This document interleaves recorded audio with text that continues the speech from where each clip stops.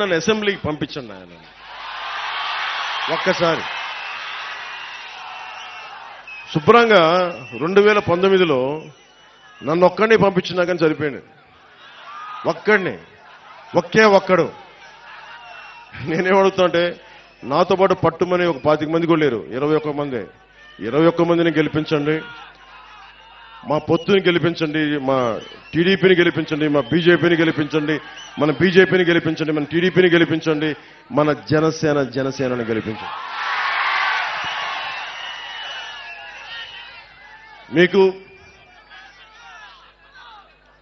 ఎమ్మెల్యేగా గెలిచిన వెంటనే ఈ లోపలే కుదిరితే నేను ఇల్లు ఇక్కడే తీసుకుంటా, స్థలం తీసుకుంటాను. ముందు ఎందుకు చెప్తున్నాను ఈ మాట? ఎందుకు చెప్తున్నా? ప్రతి ఒక్కళ్ళు ఇక్కడున్న ప్రజలందరినీ, తూర్పు గోదావరి జిల్లా ప్రజలందరినీ భావోద్వేగాలతో ఆడుకున్నారు. నేను ఆడుకునే వ్యక్తిని కాదు, మీ భావోద్వేగాలను గౌరవించే వ్యక్తిని.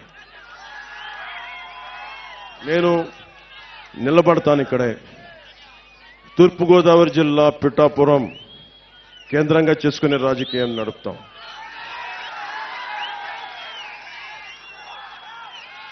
రాష్ట్రానికి మేలు చేస్తాం, దేశ ప్రయోజనాల్ని రక్షించుకుంటాం. నేను ఉన్న ప్రతి ఒక్కరికి 2047 2047కి ఇక్కడున్న ప్రతి ఒక్కరు మీ అందరికీ 20 ఏళ్ళ యువత అందరికీ కూడా మీ అందరికీ 47 వచ్చేస్తాయి. మీ బిడ్డలు 20 సంవత్సరాల బిడ్డలు వచ్చేస్తారు మీ అందరికీ.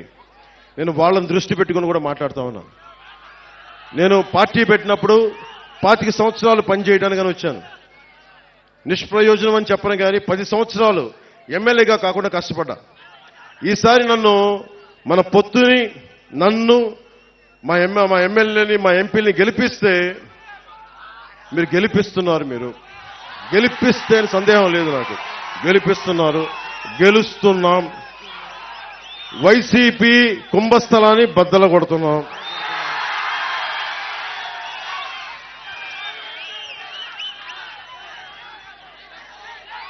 నేను ఎక్కువ మాటలు చెప్పను.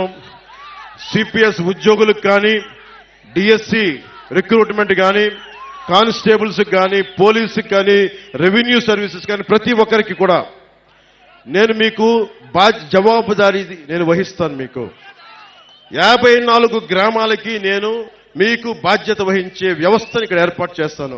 నా సొంత వ్యవస్థను ఏర్పాటు చేస్తాను.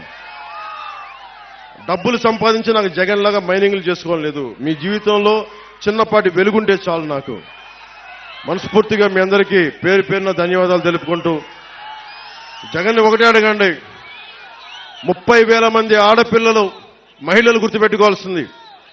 అమ్మ, 30,000 మంది ఆడపిల్లలు అదృశ్యం అయిపోయారు ఈ రాష్ట్రం నుంచి.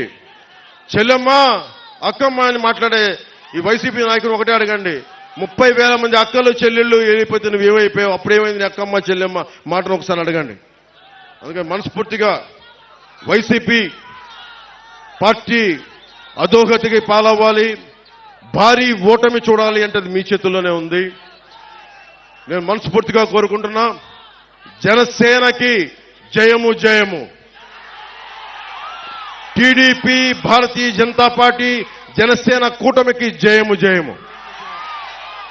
మీ అందరికీ జయము జయము. ప్రజలకి దిగ్విజయము కలుగాకని మనస్ఫూర్తిగా ఆకాంక్షిస్తూ, పిఠాపురం అన్నదమ్ములకి, ఆడపడుచులకి, అక్కచెల్లెలకి, పెద్దలకి పేరు పేరున ధన్యవాదాలు తెలుపుకుంటూ, ఈ గొల్లప్రోలు మండలం నుంచి నేను ఇస్తున్న ఈ మెసేజ్ ఒక పిఠాపురంకే కాదు, మొత్తం సర్వం రాష్ట్రానికి వెళ్ళాలని మనస్ఫూర్తిగా కోరుకుంటూ సెలవు తీసుకున్నాను. జై జనసేన, జై హింద్. ఈరోజు ఎన్నికలు సమీపించాయి, కోడ్ వచ్చేసింది.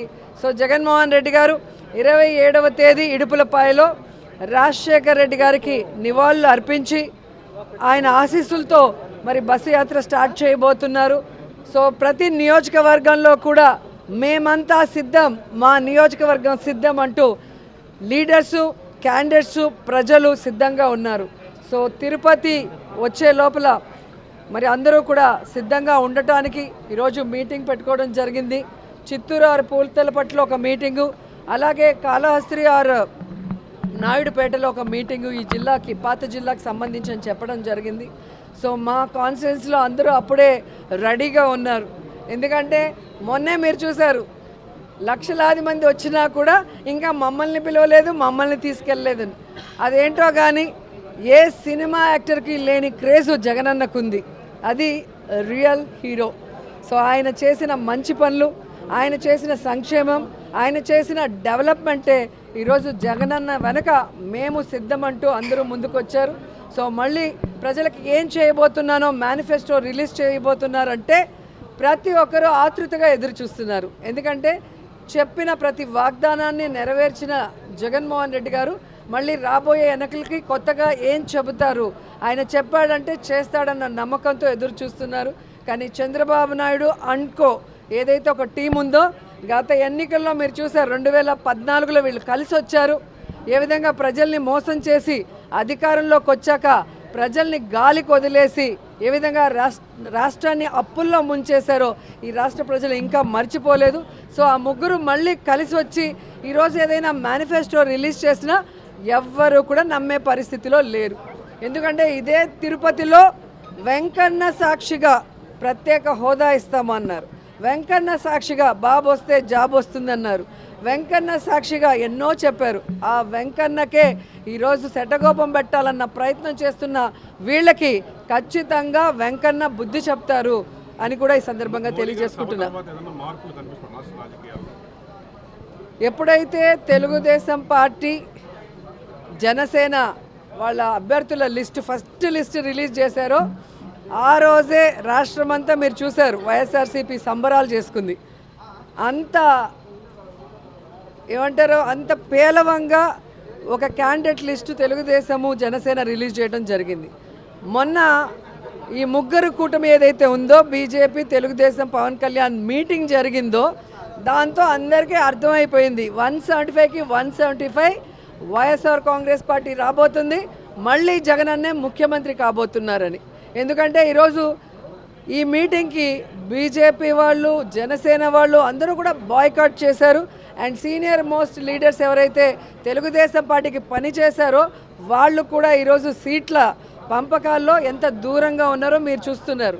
అంటే వేరే వాళ్ళు సీట్ ఏదైనా మారిస్తే దాన్ని ఎంత పెద్ద తప్పుగా చూపించిన చంద్రబాబు నాయుడు ఈరోజు ఏం సమాధానం చెప్తాడు? ఎన్నో సంవత్సరాలుగా తెలుగుదేశం పార్టీ జెండాను మోసిన వాడికి ఈరోజు సీట్ లేదు. ఎలాంటి వాళ్ళకి సీట్లు ఇచ్చారో మీరు చూస్తున్నారు. ఇక జనసేన గురించి అయితే చెప్పాల్సిన అవసరమే లేదు.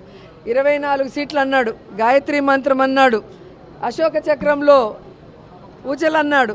ఇప్పుడు 21కి ఇంకా త్రివిక్రమరావు డైలాగ్ రాసిచ్చినట్లేడు, అది చెప్పట్లేదు.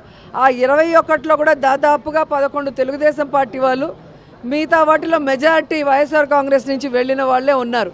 అంటే స్పష్టంగా పవన్ కళ్యాణ్ వెనక ఒక నాయకుడు కూడా లేడు అనేది ఇక్కడ అర్థమవుతుంది.